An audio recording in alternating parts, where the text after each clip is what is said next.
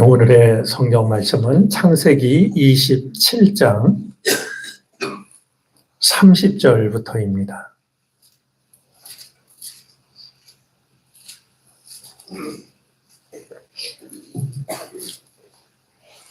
창세기 27장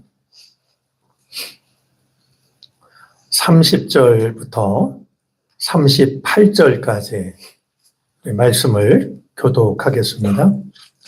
이삭은 이렇게 야곱에게 축복하여 주었다. 야곱이 아버지 앞에서 막 물러나오는데 사냥하러 나갔던 그의 형 에서가 돌아왔다. 에서도 역시 별일을 만들어서 그것을 들고 자기 아버지 앞에 가서 말하였다. 아버지, 일어나셔서 이 아들이 사냥하러 온 고기를 잡수시고 저에게 마음껏 축복하여 주시기 바랍니다. 그의 아버지 이삭이 그에게 물었다. 너는 누구냐? 에서가 대답하였다. 저는 아버지의 맏아들 에서입니다. 이삭이 크게 충격을 받고서 눈을 떨면서 말을 거듭하였다. 그렇다면 내가 오기 전에 나에게 사냥한 고기를 가져온 게 누구냐? 내가 오기 전에 내가 그것을 이미 다 먹고 그에게 축복하였으니 바로 그가 복을 받을 것이다. 아버지의 말을 들은 에서는 소리치며 울면서 아버지에게 애원하였다. 저에게 축복하여 주십시오, 아버지. 저에게도 똑같이 복을 빌어 주십시오. 그러나 이삭이 말하였다. 너의 동생이 와서 나를 속이고 내가 받을 복을 받으리라. 에서가 말하였다. 그 녀석의 이름이 왜 야곱인지 이제야 알 것 같습니다. 그 녀석이 이번까지 2번이나 저를 속였습니다. 지난번에는 맏아들의 권리를 저에게서 빼앗았고 이번에는 제가 받을 복까지 빼앗았습니다. 에서가 아버지에게 물었다. 저에게 주실 복을 하나도 남겨두지 않으셨습니까? 이삭이 에서에게 대답하였다. 나는 그가 너를 다스리도록 하였고 그의 모든 지식을 그에게 공부해 주었고 곡식과 새 포도주가 그에게서 떨어지지 않도록 하였다. 그러니 나의 아들아, 내가 너에게 무엇을 주시겠느냐? 함께 읽겠습니다. 에서가 그의 아버지에게 말하였다.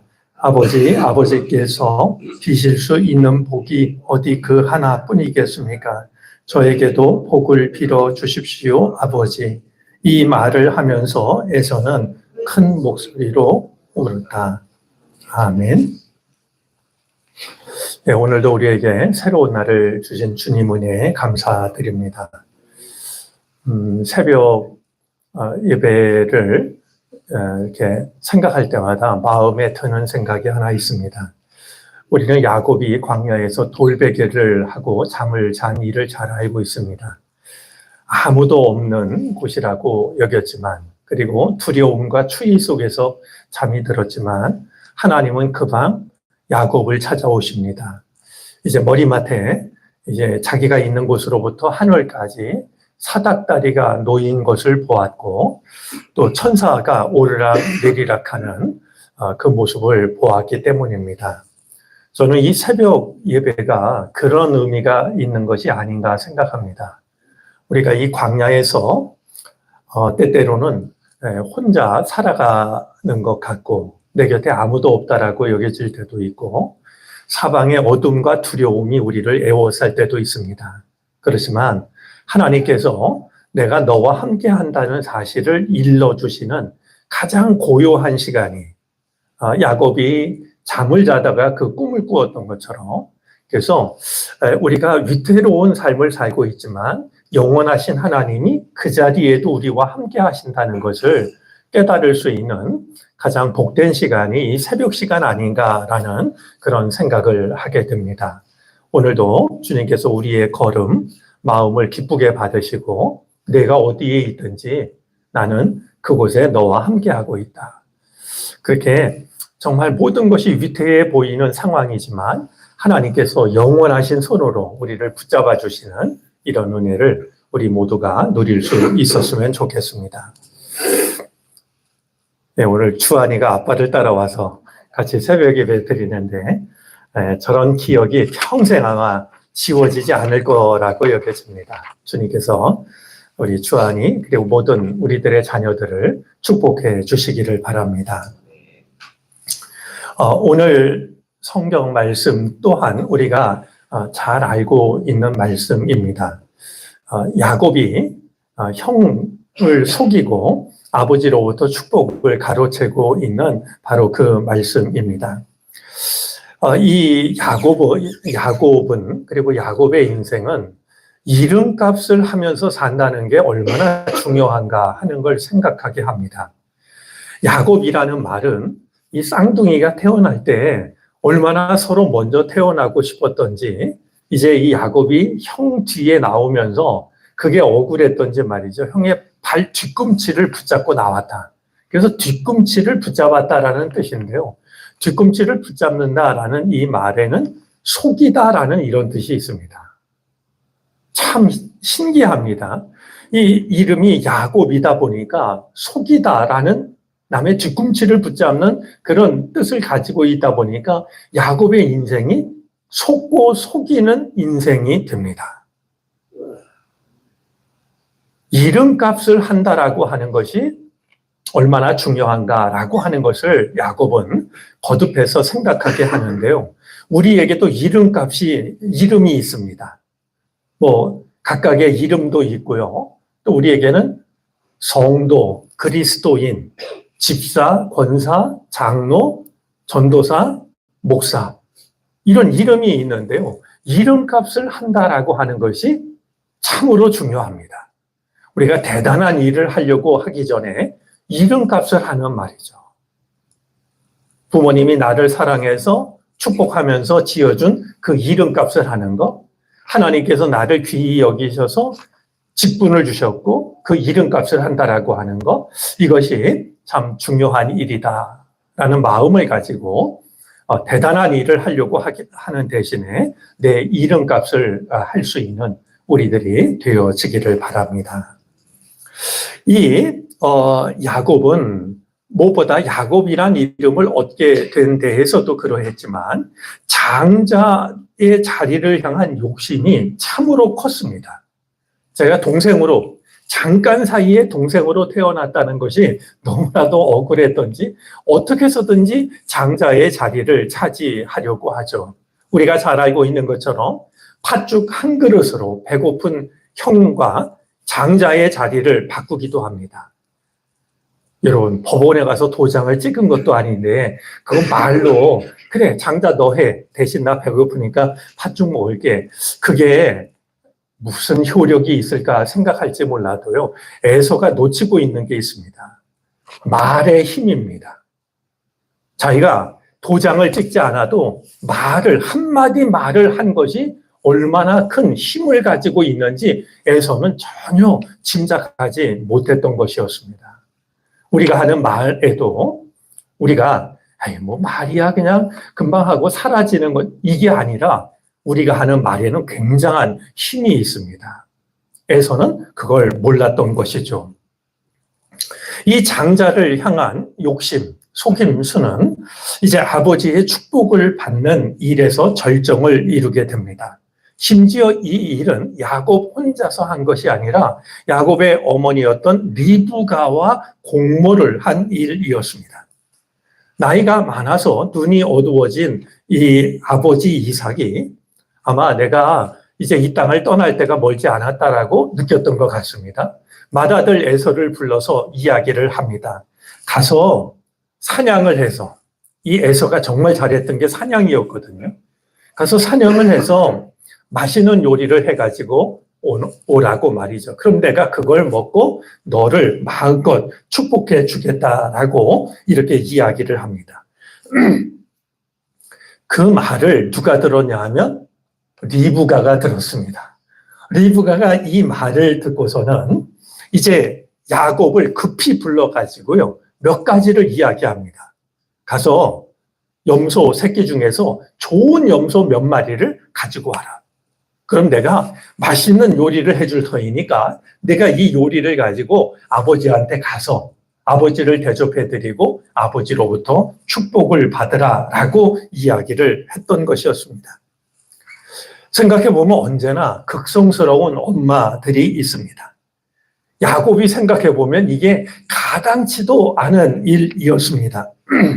자기는 형하고 목소리도 다르고 무엇보다 결정적으로 차이가 있는 것이 있었는데 이 형 에서는 말이죠. 이 온몸에 털이 그냥 수북한데 자기는 맨질맨질한 말이죠. 털이 없는 그런 이제 사람이었습니다. 목소리를 들어도 손을 잡아보아도 대번 탄로날 일을 엄마가 지금 하라고 하니 얼마나 기가 막혔겠습니까? 복은 고사하고 아버지로부터 저주를 받을 일이었습니다. 하지만 리브가는 물러서지 않습니다. 저주는 내가 받을 테니까. 만약에 아버지가 저주를 하면 이 리브가는 말의 힘을 알고 있는 겁니다. 아버지가 저주하면 내가 그 저주를 내가 받을 테니까 너는 내가 시키는 대로 하라고 말이죠. 결국 이 야곱은 엄마가 시킨 대로 염소를 끌고 왔고요. 그러자 리브가가 뭐 남편이 뭘 좋아하는지, 뭐 소금을 얼마 넣어야 되는지, 뭐 간을 어떻게 해야 되는지 너무 잘 알고 있지 않겠습니까? 남편 입맛에 맞는 참 맛있는 요리를 했습니다. 이제 이 야곱이 어머니가 만든 요리를 들고 아버지한테 가는 겁니다. 가기 전에 리브가가 한 일이 있습니다. 이제 생각해 보니까 일리 있는 이야기라고 여겨졌을 겁니다. 이제 이 야곱에게 말이죠. 자기가 가지고 있는 에서의 옷을 입힙니다. 뿐만이 아니라 이제 아버지가 만져볼 만한 곳에다가 의복이 다 가리지 못하는 곳에는요. 이 양의 털을 이제 붙여가지고요. 염소 새끼의 가죽을 그의 손과 목에 매끈매끈한 곳에 입힌 뒤에 요리한 것. 그냥 염소만 요리한 게 아니라 별미와 떡까지 이제 전해주게 되죠. 야곱이 아버지에게 다가갑니다. 아버지 하고 부릅니다. 야곱은 최선을 다해서 많은 말을 하려고 하지 않는 것 같습니다. 목소리로 발각이 될 수도 있으니까 말이죠. 그냥 아버지라고만 이야기를 했죠. 이삭이 너는 누구냐라고 묻습니다. 그러자 야곱이 저는 아버지의 맏아들 에서입니다. 이렇게 대답을 합니다. 뭔가 미심쩍은 이삭이 야곱을 가까이 오게 하고서 역시 손을 만져봅니다. 그런데 어머니가 했던 대로 말이죠. 이 염소의 털 가죽을 이제 둘렀기 때문에 말이죠. 얼마나 그게 부숭부숭했겠습니까? 그러자 이삭이 야곱을 만져본 뒤에 중얼거립니다. 목소리는 야곱의 목소리인데 손은 에서의 손이구나. 뭐 눈이 어두워가지고 더 확인할 길이 없었던 이삭은 말이죠. 목소리는 에서의 목소리인데 목소리는 야곱의 목소리인데 손은 에서의 손이라고 말이죠. 뭔가 미심쩍으면서도 그냥 이삭을 이제 축복을 한 겁니다. 요리를 먹고 야곱을 마음껏 축복을 해 주었습니다. 오늘 성경 말씀 우리 30절을 보면은요. 이삭은 이렇게 야곱에게 축복하여 주었다. 야곱이 아버지 앞에서 막 물러나오는데 사냥하러 나갔던 그의 형 에서가 돌아왔다. 이 기가 막힌 순간입니다. 정말 교묘하게 엇갈리지 않습니까? 조금 늦은 것 같지만 사실은 아주 늦은 시간이 우리에게 있습니다. 야곱은 축복을 받고 물러나오고 에서는 사냥을 해서 막 오고 이게 순간적으로 교차하는 것 같지만 그래서 조금 늦은 것 같지만요. 우리 인생으로 보면은요. 잠깐 늦은 것 같은데 아주 늦은 시간들이 있습니다.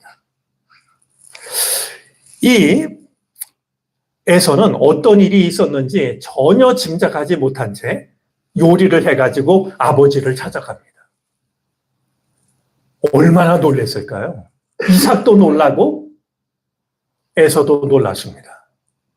우리 반응을 보면은요, 아니 분명히 자기가 에서를 축복했는데 또 에서가 나타나서 요리를 가져오고 축복해달라고 하니 말이죠. 이삭은 부들부들 떱니다. 그리고 에서는 소리를 지르면서 울고 있는 것을 보게 됩니다. 여러분, 이삭이 왜 부들부들 떨었을까요?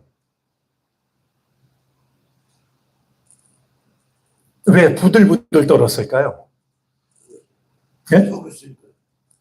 자기가 속아서 분해서 네, 그렇게 생각할 수도 있지만 하나님의 뜻이 어디에 있는지를 그는 이 일을 통해서 깨달았을 겁니다. 자기는 당연히 맏아들을 축복하려고 했고 그것이 당연하다고 생각했지만 하나님께서는 자기가 하려는 일을 막으시고 야곱을 축복하신다라고 하는 그 사실 앞에서 말이죠. 내가 내 생각만 가지고 하나님의 뜻을 거스릴 뻔했다라고 하는 생각을 가지고 힘이 떨었을 겁니다.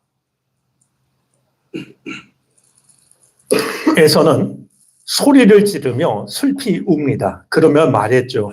아버지께서 비실 수 있는 복이 어디 그 하나뿐입니까? 저에게도 복을 빌어 주십시오.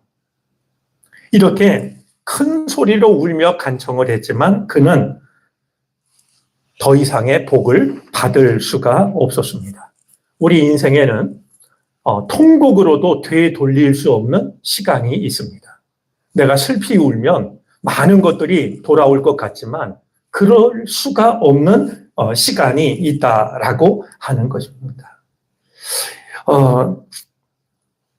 축복의 불가역성, 말의 중요함, 되돌릴 수 없는 상황이 우리 인생에 있다라고 하는 것을 슬피 울었지만 아버지로부터 한마디 복도 듣지 못하는 오히려 너는 동생을 섬길 것이다라는 말을 들을 수밖에 없었던 것이 바로 이제 에서였던 것이죠.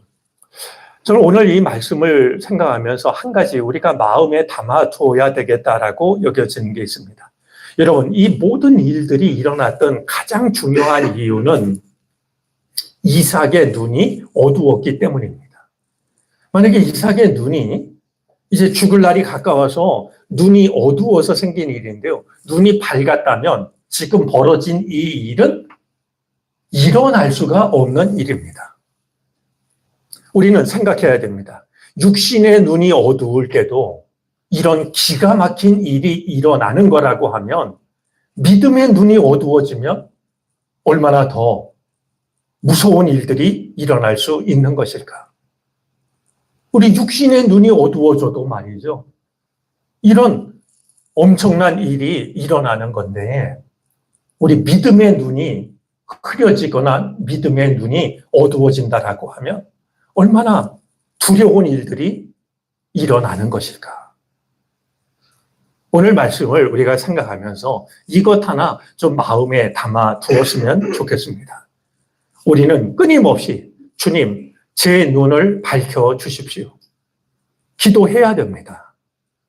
왜냐하면 육신의 눈이 어두워지는 것도 이런 엄청난 결과를 불러오지만 믿음의 눈이 어두워지면 이와는 비교할 수도 없는 엄청난 일들이 우리에게 찾아오기 때문입니다. 오늘 말씀을 대하면서 이것이 오늘 하루의 기도 제목이 아니라 평생의 기도 제목이 되어졌으면 좋겠습니다. 주님, 제 눈이, 제 믿음의 눈이, 제 영혼의 눈이 어둡지 않게 해 주십시오. 욕심으로, 어리석음으로 제 눈이 어두워지는 일이 없게 해 주십시오. 네, 끝없이 간구함으로써 주님이 우리들의 눈을 언제라도 밝게 해 주시고 그래서 믿음의 길, 은총의 길을 끝까지 걸어갈 수 있는 우리 모두가 되어질 수 있기를 바랍니다. 기도하겠습니다. 하나님, 지나간 간밤에도 편히 쉬게 하여 주시고 오늘 새로운 날을 주시사 이 하루를 주님 앞에서 맞이하게 하여 주시니 감사를 드립니다. 이제 우리가 이 땅에서 하루하루 혹은 잠깐의 삶을 살아가지만 주님께서는 때마다 영원하신 손으로 우리와 함께하여 주시는 줄 믿습니다. 오늘 허락하신 이 하루도 은혜 안에서 살아가게 하여 주옵소서.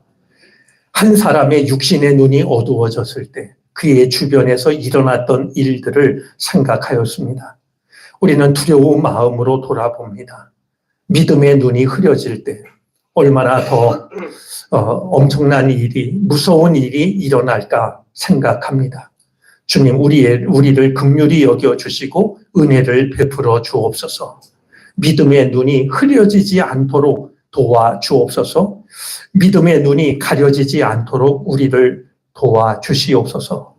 그리하여 밝은 눈을 뜨고 이제 주의 뜻을 분별하게 하여 주시고 주님의 뜻을 온전히 따를 수 있는 우리가 되게 해 주시기를 간절히 바라고 원합니다. 오늘도 우리는 여러 가지 기도의 제목을 가지고 주님 앞에 나왔습니다. 두세 사람이 모이는 곳에 함께 하겠다 하셨던 주님, 합심하여 드리는 기도를 들으시겠다 하신 주님, 우리가 드리는 기도를 들어 주옵소서. 이 나라와 이 민족을 긍휼히 여겨 주옵소서. 사방에서 우리에게 들려오는 소식들은 우리를 돌아보게 합니다. 전쟁과 정말 기근과 자연재해, 신음하는 수많은 사람들이 있습니다. 정치적인 불안정으로 생명을 잃어버리고 이제 희망을 잃어버리는 이들도 참으로 많습니다. 이 나라를 지키셔서 다시 잘못된 곳으로 돌아서는 일이 생기지 않도록 지켜주시기를 바라고 원합니다. 우리의 가정을 눈동자처럼 지키시고 주님을 주인으로 모신 복된 가정 되게 하시옵소서. 허락하신 주님의 교회를 은혜로 채워주셔서 은총의 숲을 이룰 수 있게 해 주시기를 바라고 원합니다. 우리들 한 사람 한 사람이 주님께서 손수 심으신 나무로 설 수 있게 하여 주시고 그런 우리들이 모여 은총의 숲을 이룸으로 세상을 넉넉히 구원할 수 있는 주님의 선한 도구가 되게 해 주시기를 바라고 원합니다.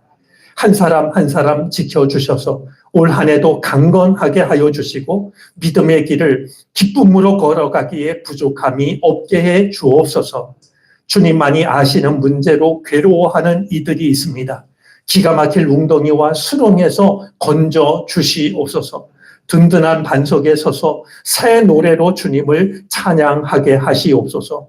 무엇보다 몸이 아파 또 회복을 필요로 하는 이들이 있사오니 주님께서 치료의 광선을 비춰주시사 외양간에서 나온 송아지처럼 기뻐 뛰는 은혜를 누리게 해 주옵소서.